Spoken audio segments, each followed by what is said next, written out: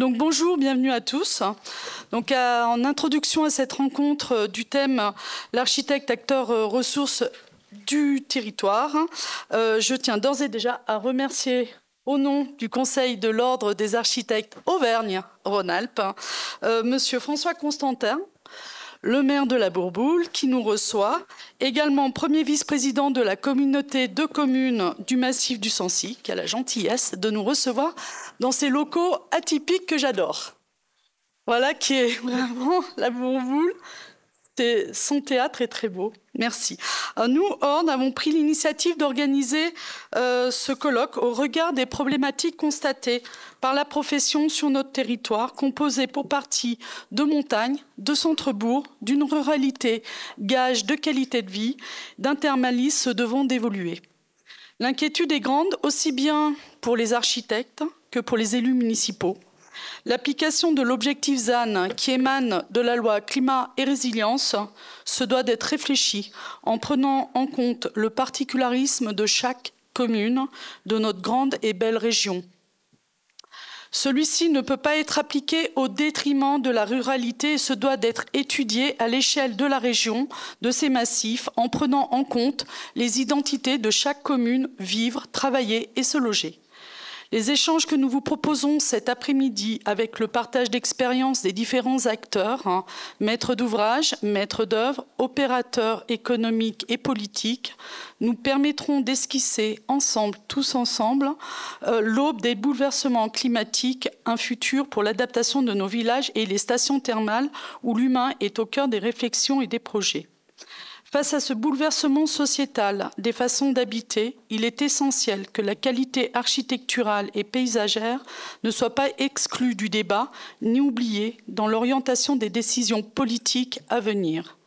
À cette fin, les architectes ainsi que les acteurs de l'architecture, tels que les CAUE, les maisons de l'architecture, l'ABF, Architectes de l'État, sont les partenaires essentiels des collectivités pour les accompagner dans les études de transformation de leur territoire.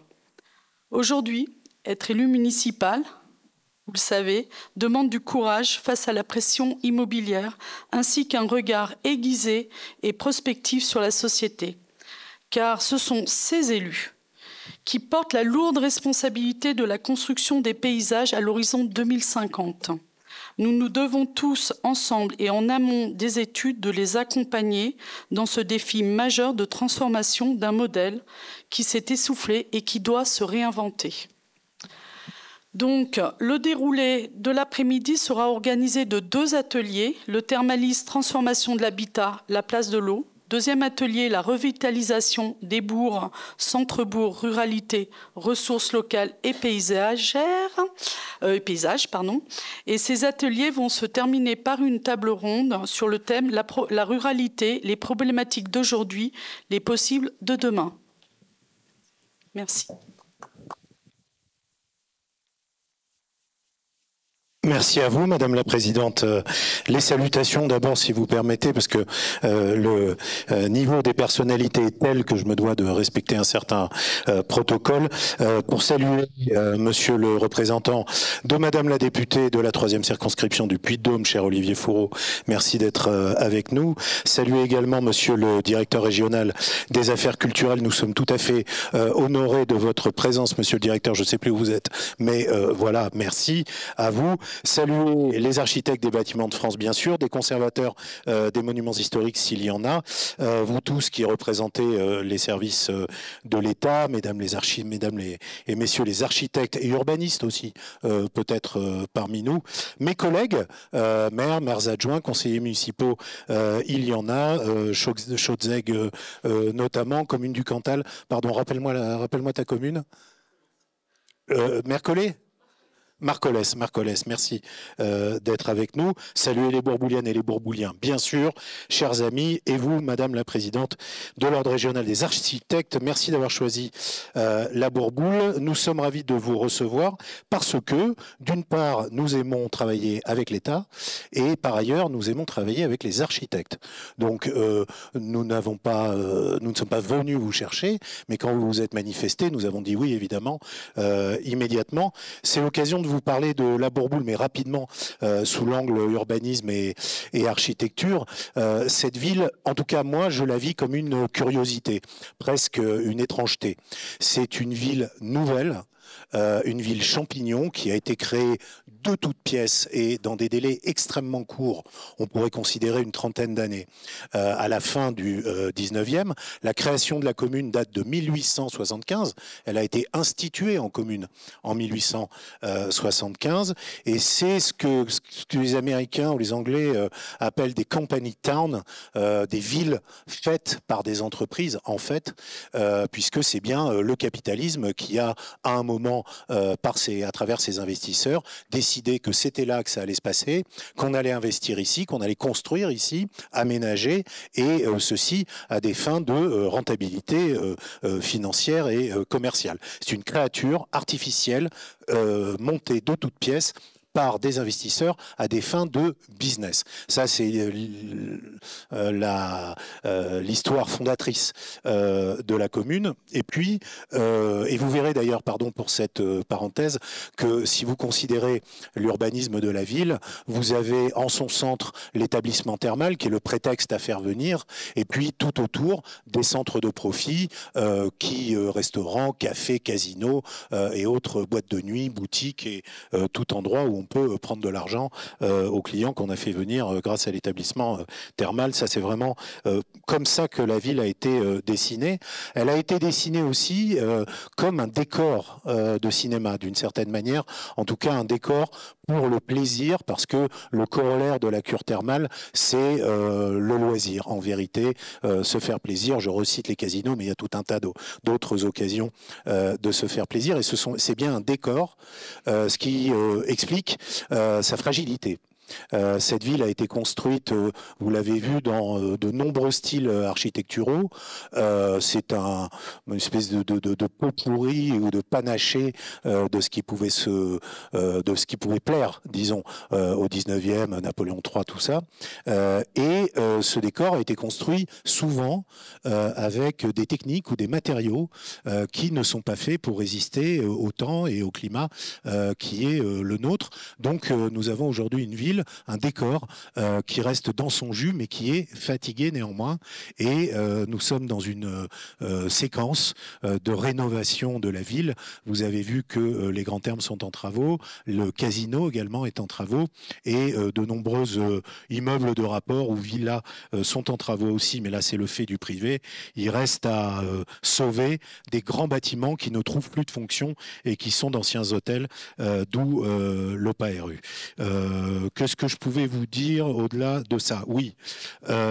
La ville a beau être ce décor que je vous ai décrit, elle a beau avoir été pensée pour le thermalisme et la villégiature, c'est aussi une ville-centre sur ce bassin de vie qui est constitué par le Mont d'Or, la Bourboule, Muralcaire et les villes qui sont en aval de la Bourboule, et donc une ville habitée.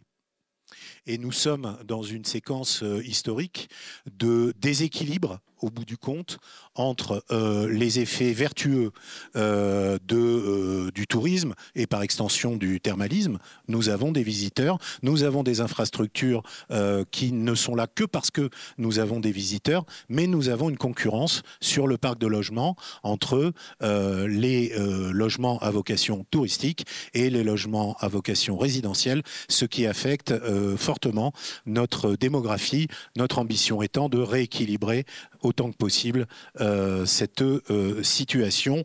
Voilà ce que je pouvais vous dire sur la Bourboule et ses enjeux. Je vous remercie une nouvelle fois de nous avoir choisis. C'est un honneur, il n'y a pas d'autre mot. Et je vous dis bienvenue à la Bourboule. Merci. On va laisser l'atelier 1 venir se mettre en place. Vous restez un petit peu avec nous, Monsieur Constantin? Le thermalisme, c'est... Très peu de temps. Après, on va vous laisser à vos fonctions. Et puis, vous reviendrez.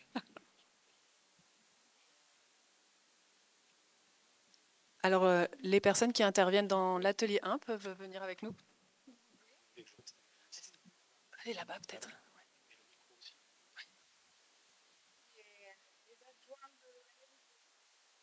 de Chaudzeg.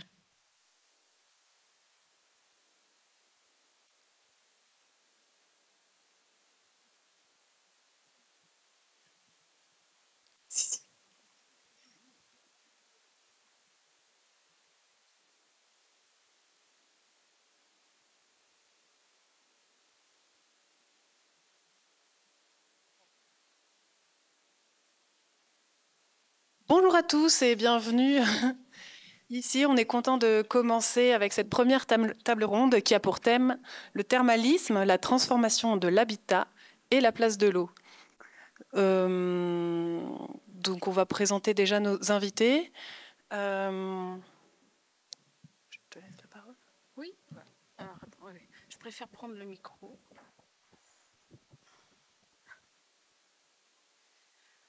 Donc à cette table ronde, donc Monsieur le maire de la Bourboule, qui s'est présenté avec ses titres, je ne vais pas le redire.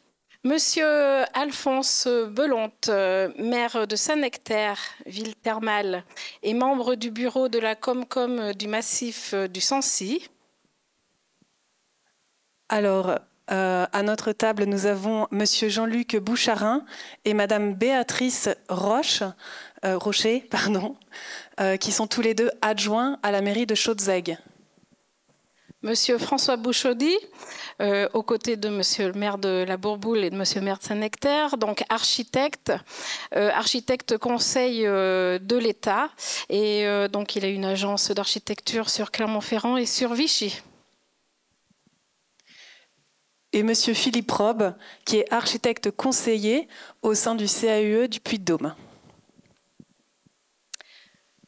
Caroline Girard, qui est élue du Conseil de l'Ordre des architectes département du 15. Et Julie-Caroline Bernot-Gaillard, qui est élue à Clermont-Ferrand. Alors le thermalisme, quelques chiffres nationaux. Donc c'est 70% des établissements situés dans des communes de moins de 5000 habitants. En France, il y a 113 établissements thermaux, dont 27 dans notre région, Auvergne-Rhône-Alpes. Notre région est la 3e en termes de fréquentation thermale médicale. Alors, Monsieur Philippe Robe, en tant qu'architecte conseiller, vous rencontrez beaucoup de petites communes pour les aider et les accompagner. Donc vous êtes presque un expert sur les problématiques du thermalisme. En tout cas, vous avez une vision globale. Alors, c'est vrai que ces villes thermales, comme on dit, ont des problématiques générales de rénovation des bourgs, tout ça, mais avec aussi ce lourd patrimoine qui leur est spécifique. Est-ce que vous pourriez nous en dire un peu plus ? Oui, merci de me passer la parole. J'espère que tout le monde m'entend. Déjà, bonjour à toutes et bonjour à tous. Donc, mon nom est Philippe Robe, architecte conseiller au CAUE du Puy-de-Dôme. Je remercie Monsieur le maire de la Bourboule de nous recevoir parce qu'on s'est territorialisé depuis 2005 sur l'ensemble du département. Il faut savoir qu'il y a un architecte par secteur sur le département. On est calqué sur les communautés de communes en réalité et on intervient sur le secteur de la Bourboule. Donc, vous rappelez que le CAUE, peut-être en introduction, en préambule, c'est un organisme investi d'une mission d'intérêt public. Je le rappelle parce que ce n'est pas souvent toujours tout perçu.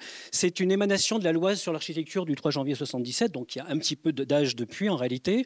Et le CAUE a pour objectif de promouvoir en réalité la qualité de l'architecture, de l'urbanisme et de l'environnement et du paysage. On a rajouté paysage puisque environnement, c'est un bien grand mot. Donc c'est un organisme de conseil, je le rappelle. On intervient aux côtés des collectivités, on intervient dans le cadre d'un conseil consultatif. Donc la maîtrise d'œuvre nous est pour le coup implicitement interdite. Je le rappelle aussi, c'est important. Donc il intervient à l'échelle de la parcelle et du grand paysage. On intervient sur le département. On a une autre échelle régionale, en réalité, à travers l'Union régionale. Et on a aussi une fédération nationale qui nous permet de travailler sur des thématiques plus larges qui touchent le national. Donc, me nommer en tant qu'expert sur le thermalisme, c'est un peu présomptueux de prendre cette casquette-là, mais je vais essayer de la prendre, au moins de rappeler, en gros, comment on est intervenu, puisqu'on intervient sur les collectivités locales, et il arrive que sur ce département du Puy-de-Dôme, on tombe sur une cité thermale. J'en ai 2 à côté de moi, des élus de cités thermales, et on a dû se mettre à la page de ce qui était en réalité l'approche de la cité thermale. Donc, il faut savoir que les cités thermales, depuis le 19e, elles ont été beaucoup impactées, le façonnage et l'équarrissage des bourgs avec des spécificités qui sont vraiment liées à une identité de territoire. Monsieur Constantin le rappelait en introduction, en réalité, sur la cité thermale, on a souvent 4 grandes entités qui représentent l'archétype de ce qu'est la station thermale, la ville thermale. Même le terme de ville sera peut-être à reconsidérer, on va en parler tout à l'heure. Dans ces 4 grandes catégories de bâtiments, on retrouve à la fois les thermes qui sont liés au protocole médical et à la vertu des eaux thermales. À côté de ça, on retrouve souvent des lieux d'oisiveté, de détente, qui sont certainement, comme ici, le théâtre, le casino, en réalité. On trouve aussi le parc thermal, qui, lui, avait des vertus à l'origine thérapeutiques. Il fallait, comme on le disait à l'époque, oxygéner nos tissus musculaires, une fois qu'on avait fait la cure.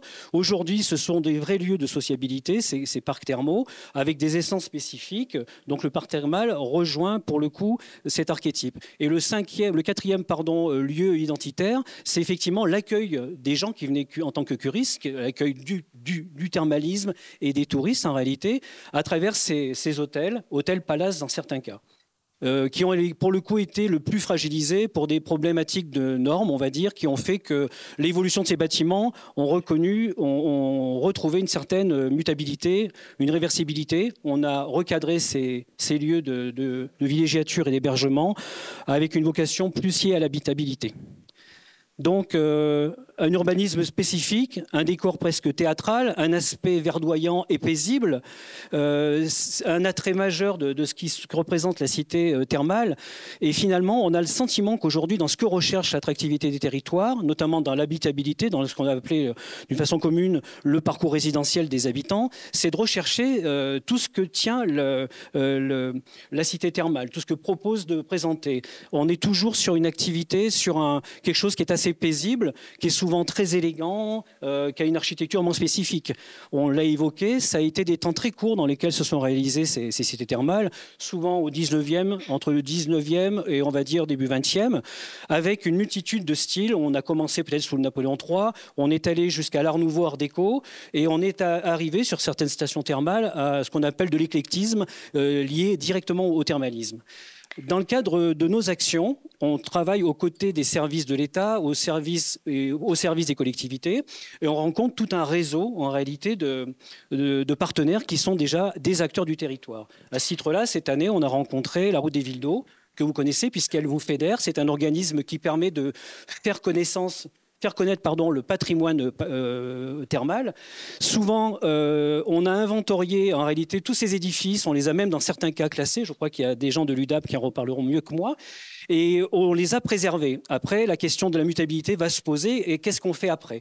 On a eu une proposition faite à travers la Route des Villes d'Eau d'animer certaines communes. On a fait ce travail dans le cadre des JNA. Je ne sais pas si ça vous parle. C'était le mois dernier. Ce sont les Journées nationales de l'architecture qui se sont déroulées mi-octobre. Et on a initié des parcours urbains. Donc, en ce qui me concerne, j'ai animé une journée de 3 jours d'animation sur Châtel-Guyon qui m'a permis de mieux redécouvrir Châtel-Guyon. Donc, l'idée, c'était pas de refaire l'inventaire du patrimoine qui est déjà très inventorié, très classé. C'était d'expliquer qu'il y a une vraie cohérence de la cité thermale, en réalité. Il y a une cohérence d'ensemble qu'il ne faut pas dénaturer. Et on a essayé, à travers ces parcours, un parcours qui est un parcours à la fois ancestral et innovant, d'avoir 2 types de clientèle, de cibles. Le jeune public, à travers une action qui s'appelle Lever les yeux, qui se déroule souvent les vendredis des Journées nationales de l'architecture. Et on a aussi fait des parcours adultes. Et l'idée, c'était d'essayer de comprendre ce qui jalonnait en réalité la journée du curiste. Comme ça a été dit, il y a certains bâtiments qui sont assez identitaires, qui sont emblématiques, qu'on a le sentiment qu'on doit préserver parce qu'ils sont remarquables. Il faut savoir que dans ces années-là aussi, la plupart des architectes qui intervenaient pour réaliser ces bâtiments, et c'était souvent des architectes de renom ou qui étaient dans une lignée d'architectes de renom pour parler des théâtres, du casino et autres. Donc l'idée, c'était d'aller sur des éléments beaucoup plus simples et beaucoup plus humbles et d'expliquer ce qui jalonnait la journée du curiste. Donc des fois, on trouve ces éléments-là. Ce qu'il faut garder de mon discours, c'est ne pas analyser chacun des bâtiments un par un, mais vraiment conserver une unité d'ensemble sur l'ensemble de la cité thermale. Merci beaucoup, Monsieur Robe, pour cette belle introduction sous la casquette architecte conseiller du CAUE. Je vais rebondir justement sur cette vision globale et redonner la parole à Monsieur le maire de la Bourboule qui, en préparation, nous avait, je vais vous citer, concernant la pertinence de la réponse sociale de l'architecte. Par rapport à son œuvre, à son agissement sur votre cité. Pourriez-vous nous en dire quelques mots? Et ensuite, on passera la parole à Monsieur Bellonte, maire de Saint-Nectaire. Je n'avais pas du tout prévu de vous parler de ça. Je pensais vous parler de le thermalisme dans une approche de capitalisme public, puisque nous venons de faire, la commune vient d'acquérir, et c'est historique, son concurrent thermal. La commune est propriétaire d'un établissement thermal, elle est propriétaire de à peu près la moitié de la ressource en eau, et elle exploite elle-même en régie un établissement. Nous avions un concurrent, nous venons de le racheter. Et désormais, la commune est propriétaire de 100% de l'eau thermale. Elle a bien l'intention de monétiser cette eau dans le but de financer l'action publique, puisque, comme je l'ai dit tout à l'heure, la Bourboule est une ville-centre, que ces services de centralité, il faut bien les payer, et que c'est, grosso modo, sur le domaine, sur les produits du domaine de la commune, que demain nous financerons, pensons-nous, ces services communaux. Je me débarrasse donc de ce sujet pour répondre à votre question. Merci. La tentation, vous avez dit, monsieur, que les stations thermales étaient des modèles au sens de système. En effet. Et l'urbanisme, plus les équipements structurants, les bâtiments structurants, plus un certain nombre de villas, plus des immeubles beaucoup plus modestes qui hébergent le prolétariat thermal et hôtelier, constituent un ensemble et ils ont tous leur petite identité, leur petit charme. Mais les démarches de protection qui peuvent être les vôtres ou celles de l'État se heurtent à une incompréhension très grande, d'une part significative, vous voyez que j'essaie de nuancer quand même, de nos concitoyens. Ils considèrent que leur imposer tel coloris, tel matériau, tel procédé, eh bien, c'est une atteinte à leur liberté fondamentale. La propriété privée en France, c'est un droit qui est ultra protégé, quasiment sacralisé. Et nos concitoyens, dans une ambiance par ailleurs pas très disposée à l'égard de la puissance publique, considèrent vraiment que l'avis de monsieur l'architecte des bâtiments de France ou l'avis du maire ou l'avis de tout autre sur la manière dont il refait sa façade, dont il refait ses fenêtres, dont il peint sa grille, eh bien, est une atteinte à cette liberté fondamentale de disposer finalement de son bien légitimement acquis. Donc c'est très difficile, sans aller à l'affrontement, de faire finalement appliquer la réglementation en matière de protection et même d'urbanisme en général. Il y a un président de région qui m'a dit un jour que je m'agaçais et que je m'impatientais. Quand on a raison tout seul, on a tort. Et sur les questions de protection, je nous invite à réfléchir à ça. Nous n'arriverons à des résultats que si les propriétaires, et tout spécialement les résidents qui n'ont comme seule résidence que celle que nous voulons protéger, hein, et qui ne sont pas des rentiers, qui n'ont pas des revenus qui leur permettent, au gré de leur fantaisie, de restaurer tel ou tel élément de leur jolie maison. Non, c'est des gens qui gagnent 1 500, 2 000 euros, péniblement 3 500 à deux. Eh bien, si ces personnes-là ne consentent pas, J'ai bien parlé de consentement. Nous n'arriverons à rien. Et donc se pose la question de l'acceptabilité sociale de toute mesure relative à la protection ou à l'urbanisme en général, sur lesquels il faut travailler et faire preuve, je pense, de patience, d'un peu de tolérance à l'égard des plus modestes en particulier, et de timing. Est-ce que maintenant, alors que nous traversons un certain nombre de crises, alors que le peuple français semble quand même très nerveux, et je le ressens, y compris à la Bourboule, qui est plutôt une ville paisible, il y a lieu d'aller frontalement irriter un peu plus des concitoyens qui déjà sont assez hostiles? Je pense que non, et je nous invite à nous interroger sur comment faire pour y arriver sans aller à l'affrontement avec ces propriétaires modestes. Merci beaucoup, Monsieur le maire. Je vais passer maintenant la parole à Monsieur le maire de Saint-Nectaire, qui va nous présenter sa ville, faire un état des lieux de son patrimoine thermal et ses difficultés. On parlera de la prospective et du futur en second temps. Merci, Monsieur le maire. Oui. Bonjour à toutes et à tous. Voilà, on a gradé. Et merci de nous accueillir à la Bourboule, Monsieur le maire. Merci à l'Ordre des architectes aussi de nous donner la parole. Alors, Saint-Nectaire, c'est quoi? Saint-Nectaire, c'est un village rural, déjà, 760 habitants. Fondation, ben, on va dire quand même un petit peu ancienne, parce que c'est la commune d'Auvergne qui a le plus de monuments néolithiques. Donc déjà, à cette époque, ils avaient compris que se tremper dans les eaux chaudes qui ressortaient dans les urgences naturelles jusqu'au milieu du nombril, c'était bon pour l'équilibre humain. Voilà. Et après, derrière, à passer son temps, il nous reste un monument majeur du Moyen-Âge, donc l'église romaine, 200 000 visiteurs par an à peu près. Donc un chef-d'œuvre de l'art roman. Et puis, au courant du 19e siècle, eh bien, ils ont eu l'idée, à partir de 1835, de faire un établissement thermal, l'établissement du Cornador. Et de fil en aiguille, tout ce qui a été décrit par le maire de la Bourboule et par notre ami Rod, tout ce qui a été dit et défini s'est retrouvé à Saint-Nectaire. Donc un nouveau village, voilà. On appelle ça un village thermal, mais bon, c'était une ville d'eau. Voilà. À Saint-Nectaire, on est prendre les eaux, et de fil en aiguille, eh ben, cet investissement privé a développé un nouveau village, donc qui s'étire sur pas très loin de 1,5 km, 2 km de long. Un nouveau bourg et une nouvelle activité. Sachant que Saint-Nectaire, la commune, 3400 hectares, il y a 12 hameaux qui sont destinés à l'activité agricole. Voilà.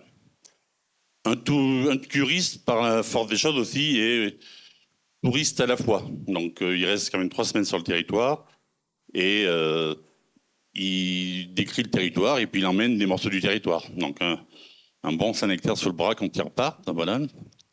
Et ça a donné aujourd'hui un village un peu atypique. L'activité thermale à Saint-Nectaire est arrêtée depuis 2004 parce qu'après les acteurs privés, la communauté territoriale, donc la commune de Saint-Nectaire, ont monté bien sûr des systèmes intelligents, des SEM pour exploiter l'exploitation thermale. Et au bout du bout, avec la déprise du thermalisme, Saint-Nectaire, c'est la station où on soignait le Rhin. L'activité s'est arrêtée en 2004, voilà, au niveau économique. Et après, pour faire repartir la machine, le maire de l'époque a bien réessayé jusqu'en 2008 de faire repartir. Mais c'est tellement compliqué et tellement pour remettre tout à niveau au niveau sanitaire, et la déprise a été faite et ça ne s'est pas remis en place. Moi, j'ai été élu en 2008. J'ai réessayé de mon côté et puis c'était compliqué aussi. Donc, bien sûr, avec les ARS, avec tous les systèmes de santé aujourd'hui, et bien à ça aussi, parce que ça nous privilégie, ça nous conserve dans des qualités, on va dire, sanitaires exigeantes, mais qui sont compliquées à mettre en place. Voilà. Monsieur le maire, si je peux me permettre, donc vous avez orienté votre Saint-Nectaire sur la santé, le sport et la prévention. Ouais. Vous avez un potentiel important, non négligeable en géothermie. Quel est votre travail, si vous pouvez nous Aujourd'hui, on va dire que le thermalisme le... a produit dans les années 70 un beau bâtiment thermal style rectangle architectural, bien sûr, de l'époque, donc en béton. Ce bâtiment, aujourd'hui, on n'en fait plus rien depuis pas mal d'années. On tourne autour et on ne peut rien en amener. On essaie de développer aussi des activités avec des entreprises pour qu'ils viennent sur le bien-être sur Saint-Nectaire. En 2000, la commune de Saint-Nectaire avait développé un centre thermoludique, Thermador, donc une piscine chauffée autour de 33 degrés. Aujourd'hui, on l'a chauffée avec la géothermie. Aujourd'hui, l'activité s'est arrêtée parce qu'on a un projet de sport santé. Donc l'idée, après le thermalisme à Saint-Nectaire, c'est d'aller vers tout ce qui peut être lié à la santé, le sport, par rapport à la prévention santé. Aujourd'hui, même une station thermale, elle fait de la prévention santé. On va à la station thermale pour améliorer son cadre de vie, mais sa santé, et la privilégier. Donc à Saint-Nectaire, on est parti là-dessus. Donc on va démolir, grâce au plan de relance de l'État, on est en train de démolir le bâtiment des années 70, et derrière, on va reconstruire un pôle de sport santé, en gardant bien sûr la piscine thermoludique. Voilà où on en est. Oui, pouvez-vous nous dire un mot sur votre travail avec justement cette planification, l'acceptation en fait de la planification avec justement le travail avec des architectes urbanistes, s'il vous plaît? Eh ben, la planification, déjà, on a fait que CAUE, on a beaucoup travaillé ensemble. On a travaillé aussi en 2012, donc par rapport au PLU, mais on a mis en place un plan d'aménagement de bourg avec le cabinet, avec Christine Decker, la cité. Donc ça aussi, ça nous donne un plan sur le temps et une vision sur le temps. Aujourd'hui, on travaille avec un architecte de Clermont-Ferrand, donc Pierre Grosmont, par rapport à la faisabilité.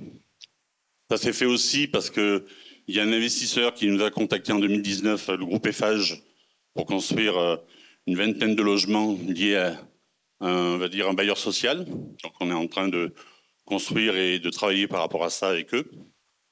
Donc aujourd'hui, on travaille avec Auvergne Habitat pour faire venir le bailleur social, pour redonner aussi de l'acceptation par rapport aux habitants et le prisme de recréer, parce que ce bâtiment-là, il se trouve au milieu entre le bâtiment, le village du Haut, c'est-à-dire autour de l'église et la mairie, et le village thermal qui se trouve en bas. Donc on va recréer un nouveau centre. Ce centre-là, il se trouve là. Voilà, le bâtiment, l'église, c'est ça qu'on démolit une partie, et la station thermale se trouve en bas. Voilà. Merci, monsieur le maire. Alors, monsieur Bouchaudy, vous, en tant qu'architecte, ces termes de reconversion, de transformation dont parle monsieur Bellonte, vous y êtes confronté. Vous avez rénové les thermes de Châteauneuf-les-Bains. Voilà, quand monsieur Constantin parlait de bâtiments remarquables et de bâtiments modestes, quelle a été, vous, votre intervention dans ce village en particulier ? Oui, donc bonjour, merci de votre invitation. Donc moi je suis architecte effectivement et installé à Clermont-Ferrand et Vichy. Donc déjà à Vichy, on a l'habitude de travailler dans cet environnement de stations thermales, mais de grandes stations thermales, et on a été effectivement invité à rénover les thermes de Châteauneuf-les-Bains, c'était en 2014. Alors là, c'est une histoire qui est assez proche, en fait, parce que Châteauneuf, c'est une toute petite station thermale, ça va être la plus petite de la région, qui était aussi dans une situation proche de celle que vous décrivez, c'est-à-dire qu'il y avait des thermes qui étaient assez malades, en quelque sorte, pour le coup, puisqu'il y avait moins de 400 curistes par an. Ça commençait vraiment à poser un sérieux problème à la commune, qui voyait décliner cette activité, et qui a décidé de prendre en charge, en régie directe, la gestion de ces thermes. Et à partir de là, de relancer dans un bâtiment existant une rénovation et un complément d'offres. Donc pour situer quand même les thermes à à Châteauneuf. Donc c'est un tout petit village. À sa plus grande période, ce qu'on appelle la Belle Époque de Châteauneuf-les-Bains, c'est-à-dire entre 1880 et 1910, donc c'est quand même assez ancien, c'était 1000 habitants et 2000 curistes. Et c'était une station toute petite, certes, mais avec un vrai charme, parce qu'on est sur les bords de Sioule, avec une vallée encaissée en pleine nature, une falaise en face, 22 sources, quand même, 14 sources froides et 8 chaudes, qui étaient connues depuis la période romaine, et qui étaient d'abord utilisées de façon un peu sauvage, entre guillemets. Les gens se rassemblaient dans des bassins comme ça. Et à partir de 1855, il y a eu plusieurs aménagements qui ont été faits, et dont d'ailleurs un parc thermal, pour revenir sur ce que disait Philippe Rob tout à l'heure, qui est devenu arboretum, assez remarquable, où on trouve deux noms connus à Clermont-Ferrand, qui sont Bargouin et Lecoq, qui ont donc naturalistes et pharmaciens qui ont créé cet arboretum là-bas, et pas par hasard, parce qu'il y avait cette station thermale, même petite, mais qui attirait quand même du monde, et avec ses activités autour de la nature, qui faisaient partie quand même de l'histoire des stations thermales. Donc, quand on découvre, nous, ce lieu, qu'est-ce qu'on voit? Donc, un village quand même abîmé, un patrimoine qui est assez petit quand même par rapport à d'autres stations, bien sûr, mais en mauvais état. Et en 1974, dans la dynamique qu'il y a eu après-guerre de transformer le thermalisme en des soins, purement des soins. Après, un thermalisme, on appelle ça le thermalisme social, c'est-à-dire qu'il avait été ouvert à un plus grand nombre, avec des classes sociales plus modestes que celles qui accédaient au thermalisme avant-guerre et au début du siècle. C'était donc orienté complètement sur des soins, un bâtiment, là encore, comme vous disiez tout à l'heure, un cube de béton, à la limite, pourquoi pas le béton, à la limite, j'ai rien contre, l'utilisant régulièrement, mais ce qui était extrêmement choquant sur ce bâtiment, c'est qu'il était complètement centré sur lui-même. Et quand on voit le site de Saint-Nectaire, qui est quand même, je répète, remarquable, quand on installe un bâtiment le long de la Sioule, face à une falaise et au milieu de la nature, il est choquant de voir qu'il n'y a pas une seule fenêtre quasiment qui donne sur le paysage. Et qu'ils avaient mis les douches en façade, donc c'est-à-dire que les couloirs pour accéder aux douches étaient au milieu, donc éclairés par des éclairages zénithaux. Tout était comme ça dans ce bâtiment. Donc, classique, par contre, qui est totalement centré sur lui-même, avec des cellules à la périphérie et des circulations minimales. Oui, mais là, pour le coup, on se voit bien qu'il n'y a aucune prise en compte du contexte. Et c'est là où, à mon avis, les architectes sont intéressants dans leur intervention, c'est de prendre en compte un site pour ce qu'il est et pour le valoriser. Il n'y a pas de succès du thermalisme s'il n'y a pas le succès de la visite de son environnement. Il n'y a pas de thermalisme dans un environnement dégradé. On ne voit pas de thermalisme dans une ville, par exemple, industrielle qui serait de mauvaise qualité. Enfin, on faut caricaturer, mais quand on a un site naturel de cette qualité-là, il était de mon ton comme de le valoriser. Donc notre intervention, ça a été de réouvrir le bâtiment tant que possible. Alors on n'a pas pu aller aussi loin qu'on aurait voulu, parce que par restriction budgétaire, c'est petite commune, petit budget, forcément, mais on essaie de faire au mieux. On aurait bien sûr souhaité rassembler toutes les douches au milieu et tourner autour avec des baies qui donnaient des circulations très ouvertes sur le paysage. Ça, on n'a pas pu. Par contre, on a quand même ouvert l'entrée, on a donné un aspect traversant pour voir le paysage. On a créé des espaces extérieurs pour toutes les parties qui étaient plus détente, donc jacuzzi, spa, qui sont sur des terrasses extérieures en balcon sur la Sioule. Des espaces aussi de hammam, de détente qui sont ouvertes aussi très largement. Donc, ça a été ce travail-là. Et c'est un exemple qui me tient à cœur parce que, pour revenir un peu sur ce qu'on a dit jusqu'à maintenant, c'est l'architecte comme avec sa culture de projet. François Constantin, donc vous avez parlé tout à l'heure du respect des architectes du bâtiment en France, des consignes de patrimoine. Je pense que la plupart des stations aussi valent et ont du succès grâce à la qualité de leur ensemble, comme l'a évoqué Philippe. Donc c'est pas un détail. On est obligé quand même de tenir ça. Par contre, effectivement, on peut avoir des discussions possibles. Donc moi, ça a été évoqué tout à l'heure. J'ai aussi une casquette d'architecte conseil de de l'État. Donc j'interviens auprès de la DRAC Centre Val-de-Loire, auprès donc, des services de la DRAC, et particulièrement auprès même des ABF, qui me sollicitent parfois.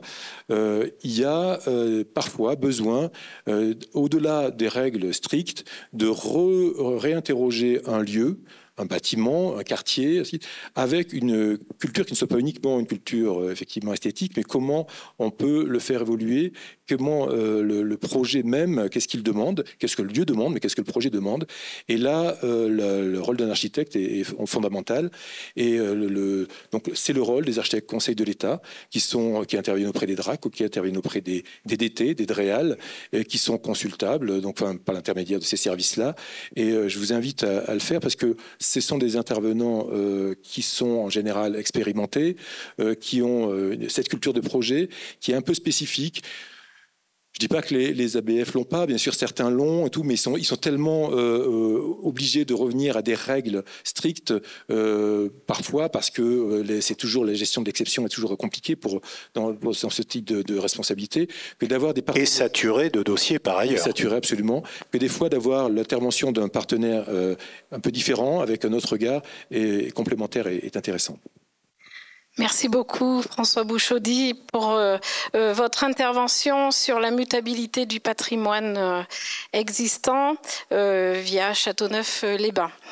Nous allons donner maintenant la parole à monsieur et madame Rocher et monsieur Boucharin, élus de la mairie de Chaudzeg, qui vont nous tisser le paysage de leur cité thermale.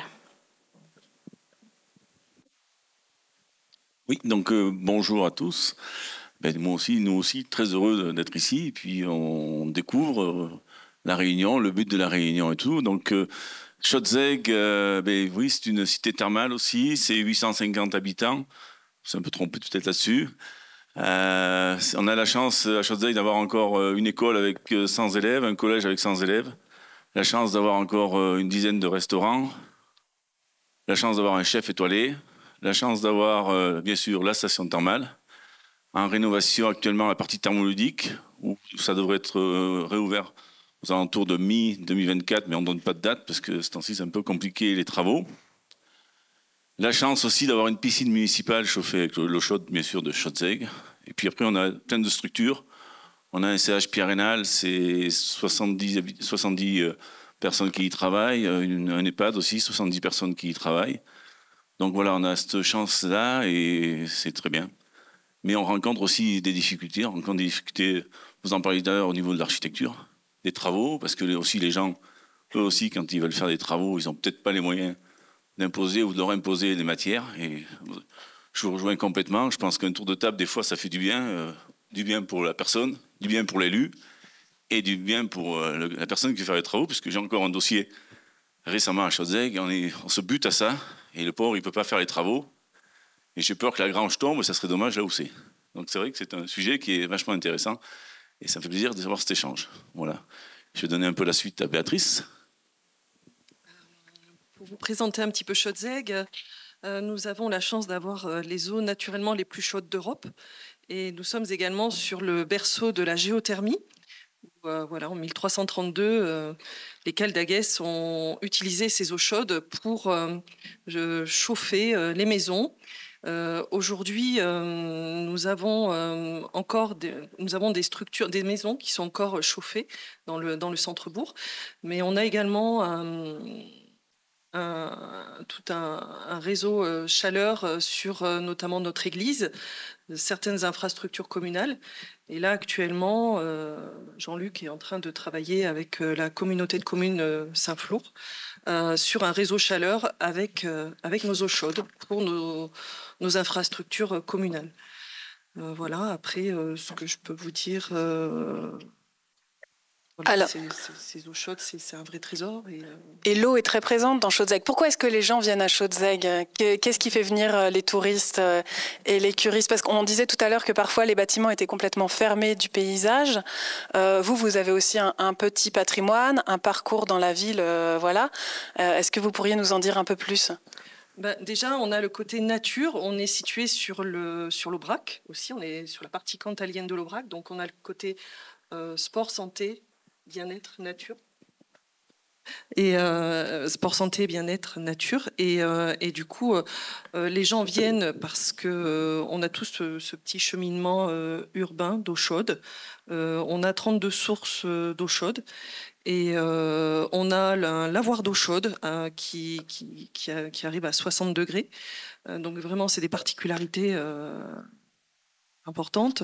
On a tout un patrimoine au niveau des niches, des oratoires, des saints patrons dans chaque quartier du village.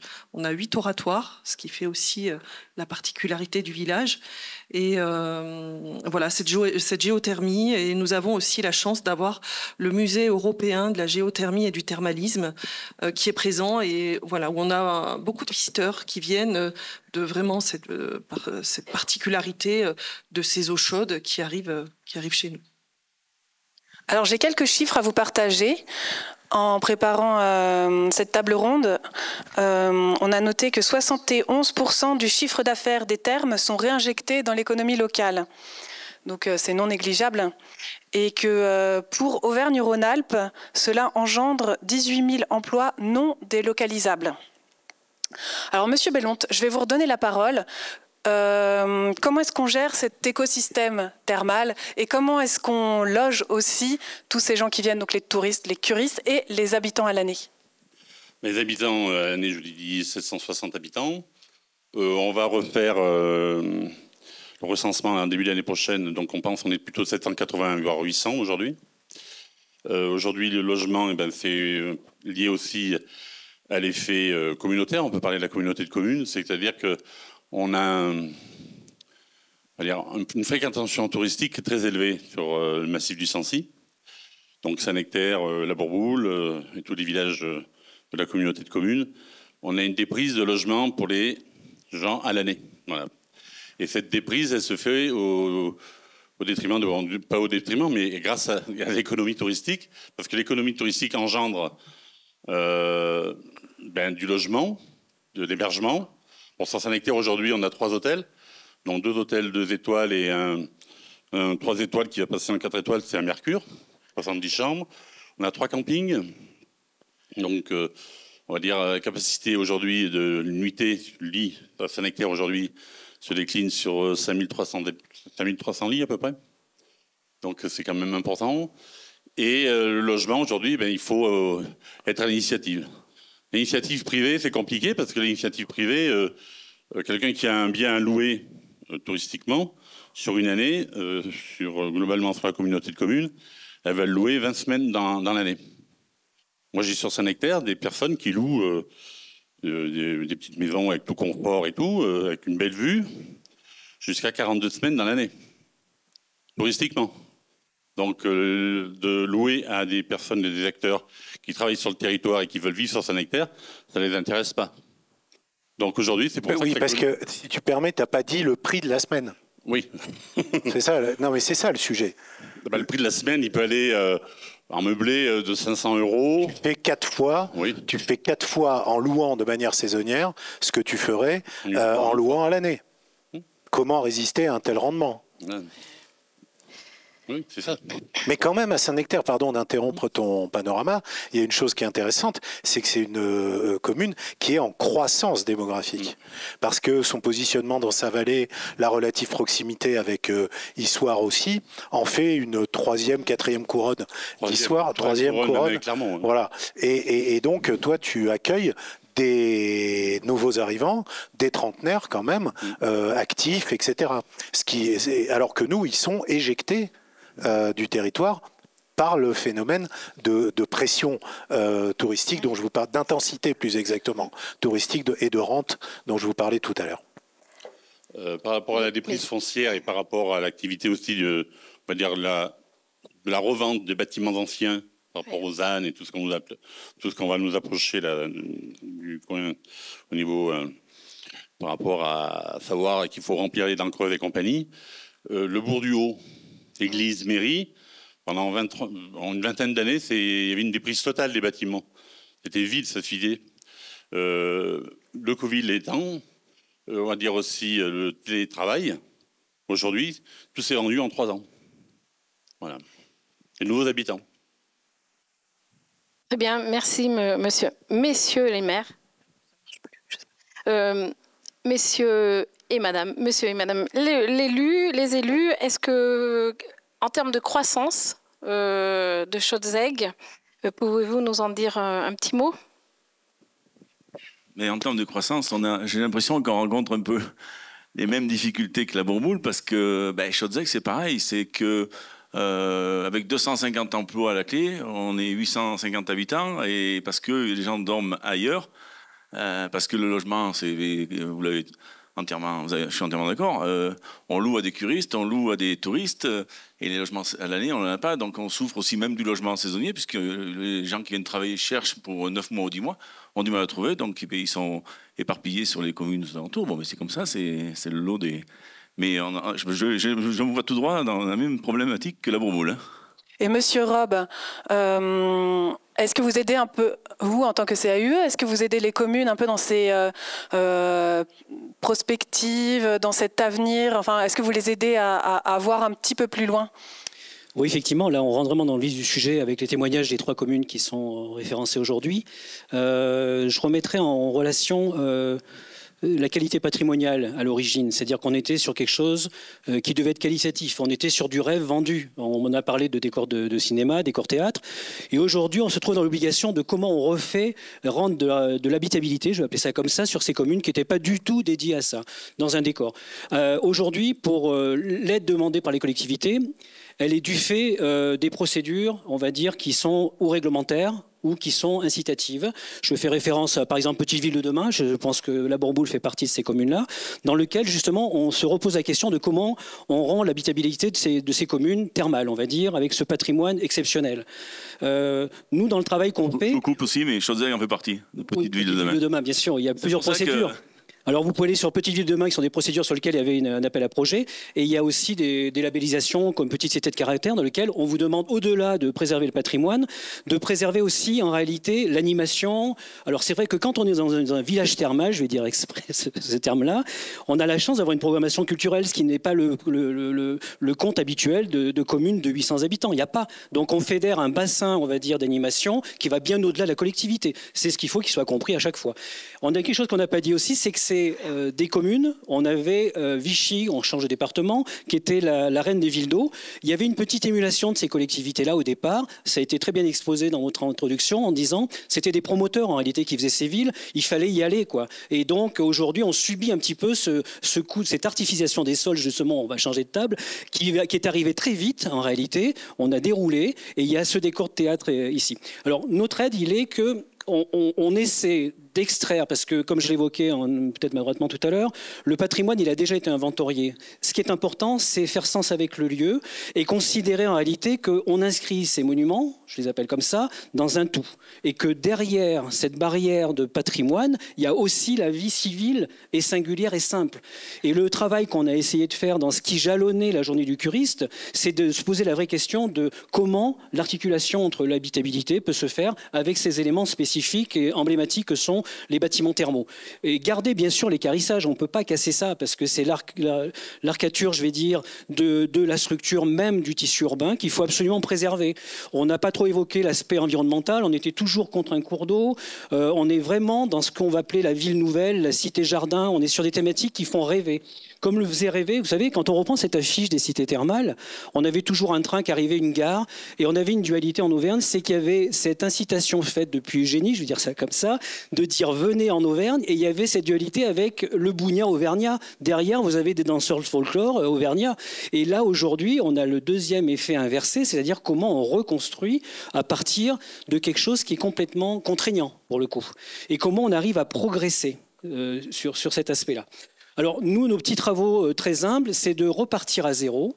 On fait beaucoup de balades urbaines, on essaie de recomprendre le territoire.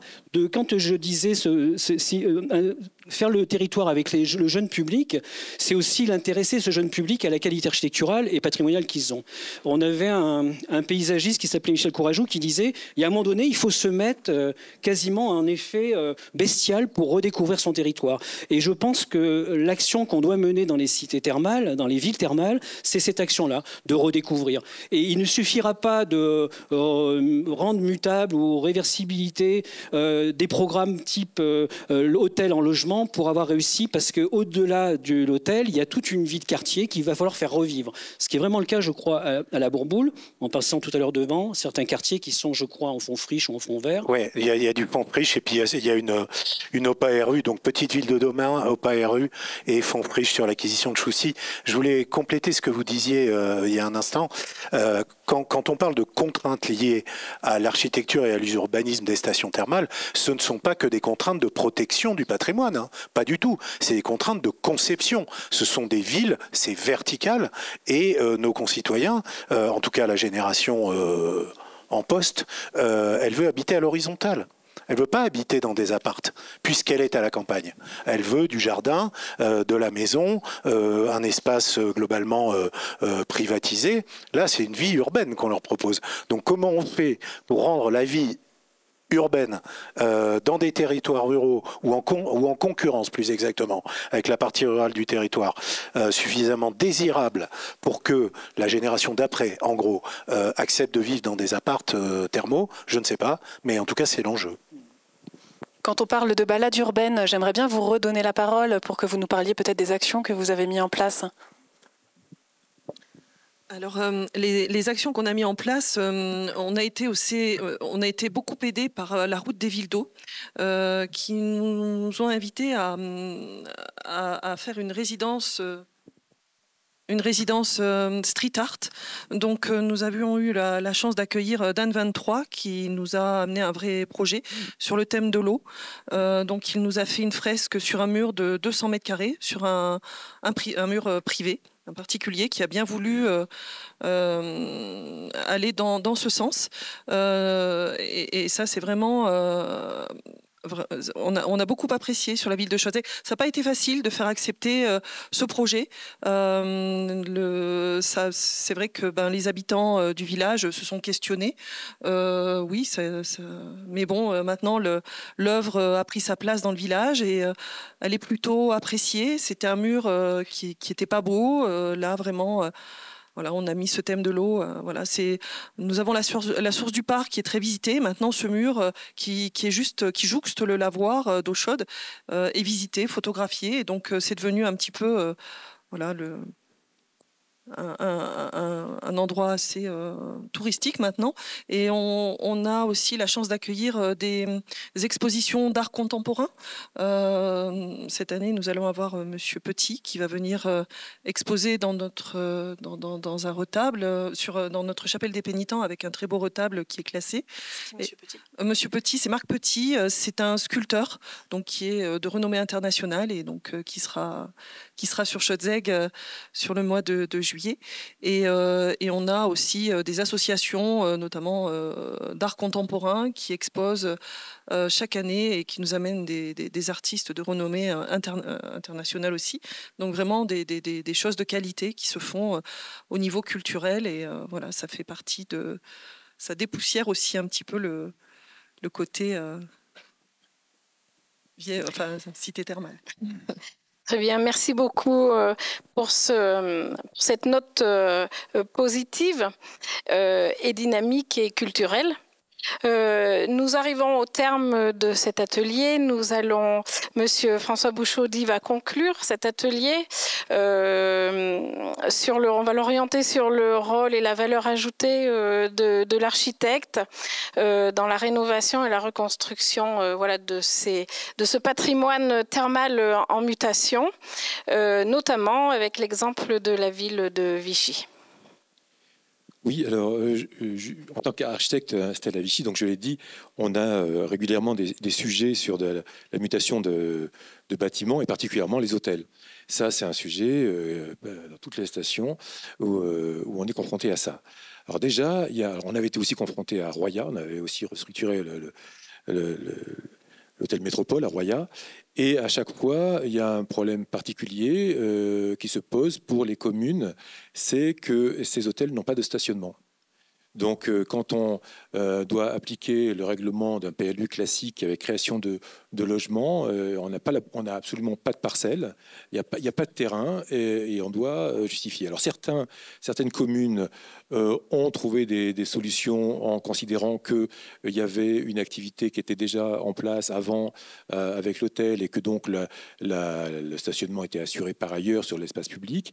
Mais toutes les communes ne font pas ça et certains projets ont été en échec longtemps à cause de ça. Enfin, c'était par exemple le cas à Roya pour l'hôtel Métropole qui est resté longtemps vide à cause de ce sujet-là.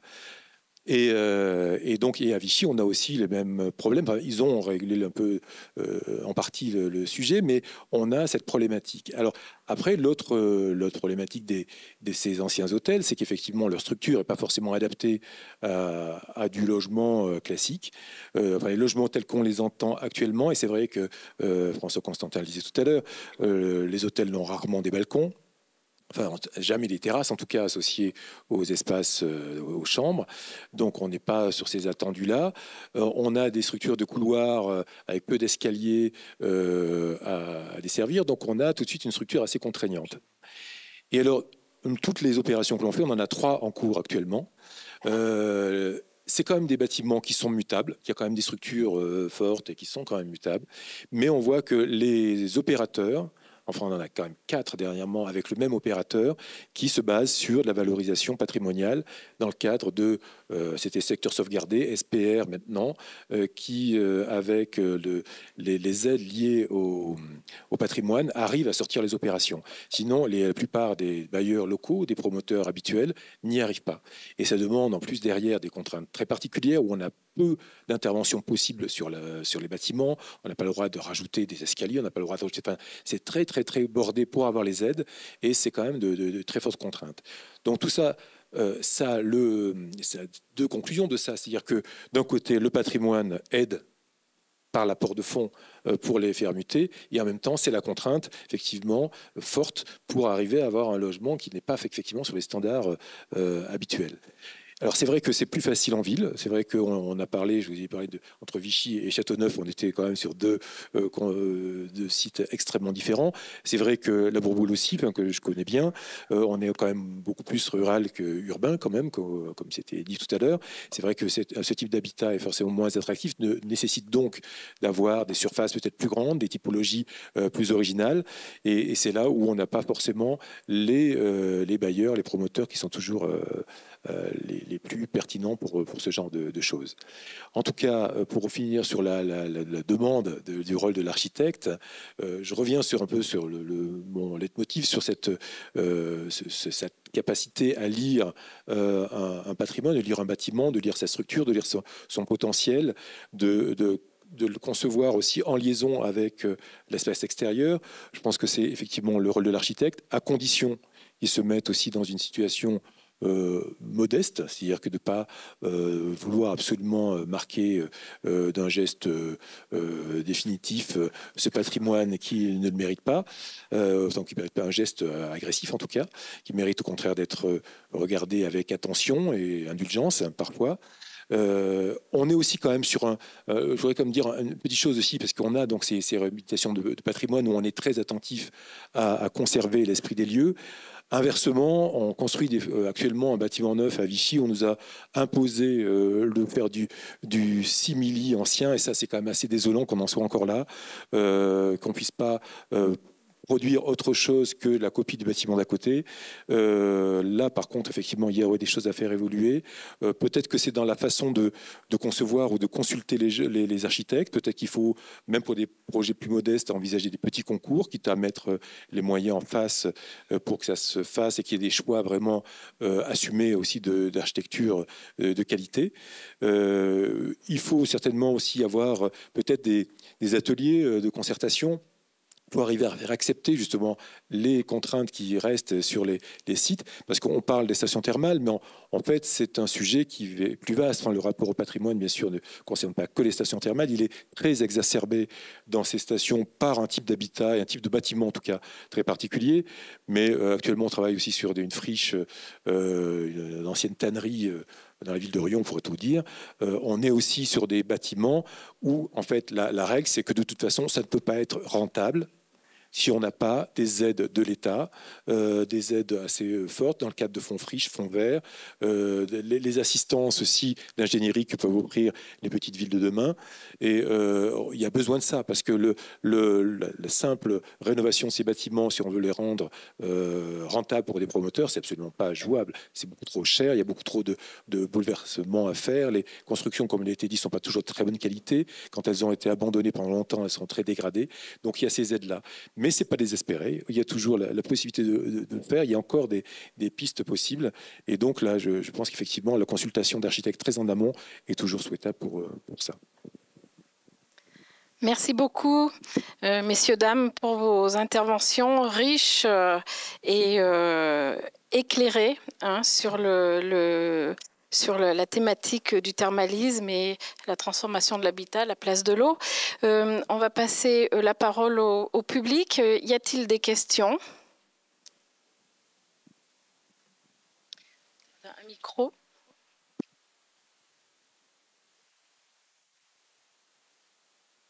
Oui, Claude Berthier, moi je suis architecte à Montbrison. Moi, je voulais revenir un petit peu sur le thermalisme. Nous avons 2 stations thermales importantes dans le département de la Loire, qui sont Saint-Galmier et qui sont Moron-les-Bains. Et elles font partie d'un réseau avec Valvital ou d'autres, etc. Je voulais savoir si vous travaillez avec ce type d'organisme pour fédérer un petit peu les stations thermales. Parce que quand même, la clientèle et la base, c'est quand même le client qui vient, le curiste qui vient. Il faut savoir comment on gère donc ce problème-là. Nous avons eu à travailler sur un site qui n'existe plus, qui s'appelle Saint-Honoré-les-Bains dans la Nièvre. Et Saint-Honoré, malheureusement, donc il n'y a plus personne qui arrive à faire tourner la boutique parce qu'il n'y a personne qui assure une promotion commerciale, entre guillemets, et notamment par le monde médical, pour pouvoir faire venir des clients, et le curiste étant un client de la station thermale. Je réponds parce que l'activité, elle est à...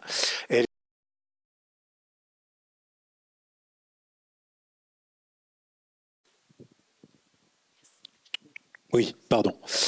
Il y a 2 choses dans ce que vous dites, monsieur. Il y a la promotion commerciale de l'activité thermale. Ça, en Auvergne, ça se fait à travers une structure commune qui est un établissement public et associatif, en vérité, qui s'appelle Thermauvergne.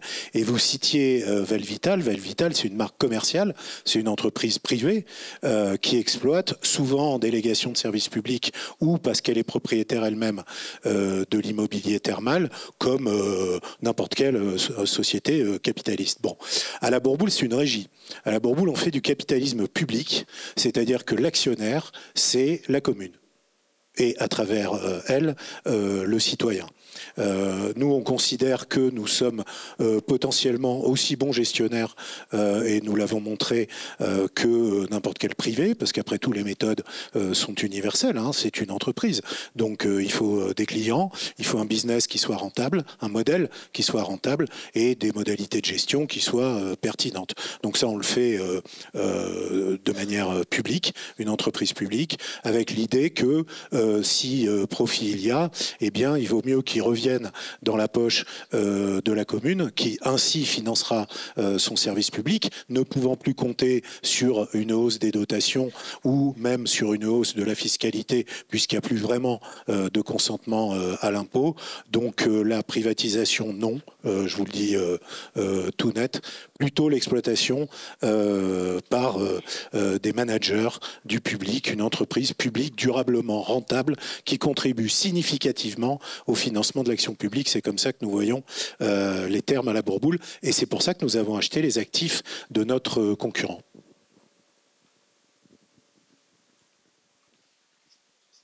Une autre question? Oui, bonjour, Sylvie Soulages, je suis architecte. Par rapport à toutes ces communes, la Bourboule, je connais assez bien, donc je sais qu'on est en secteur inondable. Est-ce que dans les autres communes de Ville d'Eau, vous avez aussi des secteurs inondables?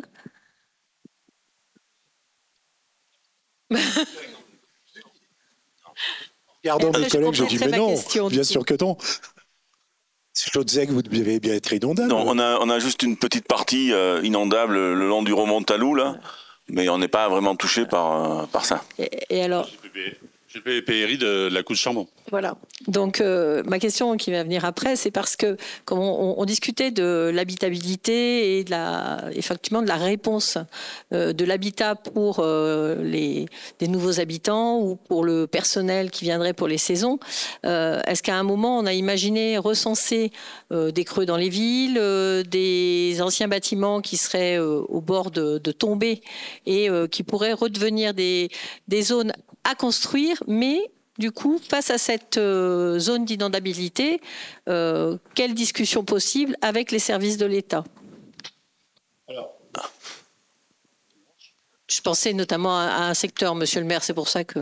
Non, mais je réponds juste pour la Bourboule, parce que mes collègues répondront pour leur territoire. À la Bourboule, si nous n'avions comme seul problème pour loger les saisonniers que la question de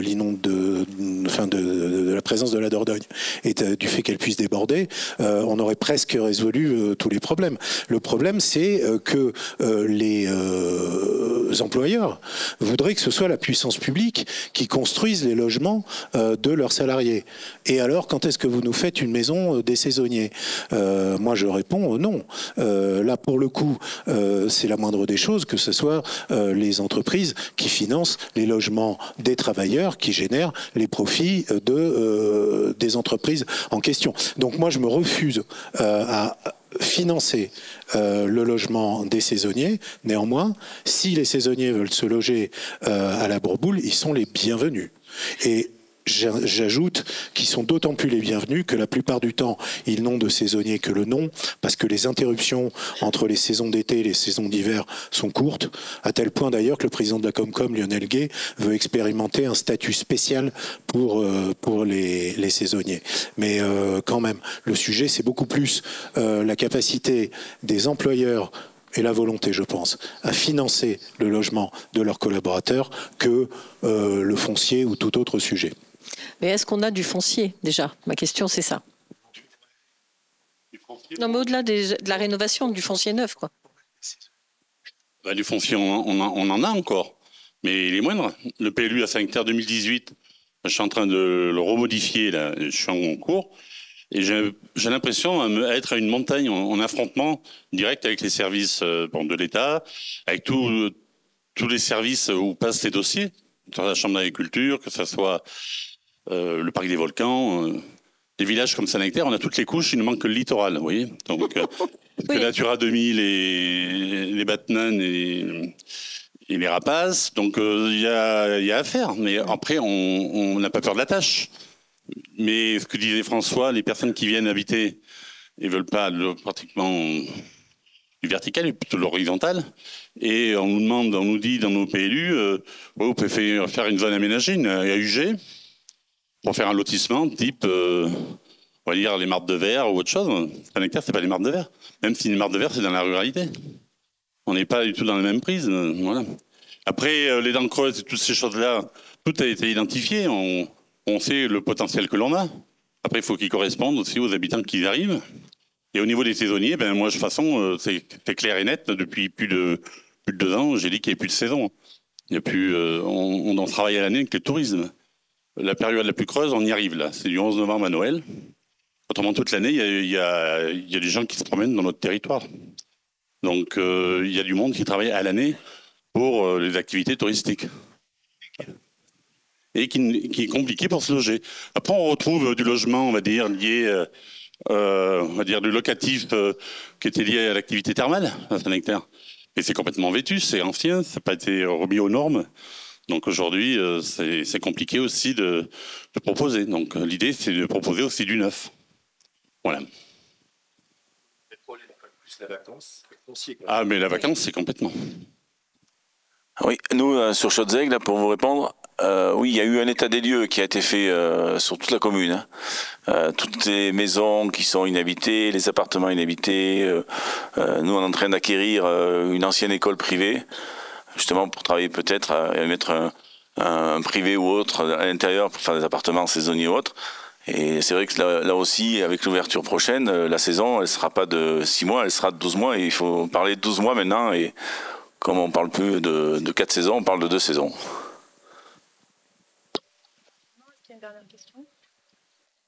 Oui, bonjour.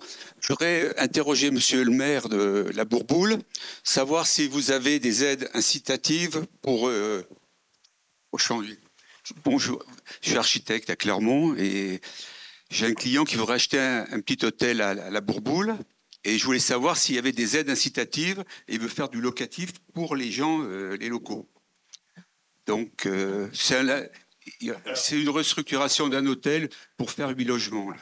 Voilà. Premièrement, on lui réservera le meilleur accueil. Nous réservons un accueil beaucoup plus désagréable à ceux qui viennent nous voir pour dire je veux faire du Airbnb. Moi, je leur dis clairement, passez votre chemin. C'est pas ici que ça se passe. Tous ceux qui viennent en disant je veux faire du patrimoine sur le long terme, du rendement paisible, des locataires fiables, etc., etc. Là, pour le coup, ils sont accueillis à bras ouverts et on les aide dans tous les compartiments de leur opération de promotion. Donc, je vous réponds directement. Nous avons une OPARU qui couvre la quasi-totalité du centre-ville. L'hôtel dont vous parlez est probablement dans le périmètre. S'il loue à l'année et s'il loue à des prix convenus, pour une durée qui est en vérité relativement courte, alors il bénéficie en cascade d'aide de l'ANA, enfin de l'État via l'ANA dans un premier temps, pour un montant significatif, un montant un peu plus restreint de la communauté de communes et une part aussi de la commune qui vise les propriétaires bailleurs non occupants à l'année et les propriétaires modestes que nous voulons maintenir à la Bourboule et que nous aidons à rénover leur logement. Donc la réponse est oui. Je pense que vous l'avez déjà vu. Là. Pardon ? Ce monsieur, il est passé vous voir. C'est possible. Voilà. Mais on il vous confirmera, selon ce qu'il a présenté comme projet, la nature de l'accueil dont il a bénéficié. Très bien. Nous n'avons plus de questions dans le public. Très bien. Merci beaucoup. Ville d'eau, ville de bien-être. Merci. Et puis, bon vent. Et puis, belles actions. Merci.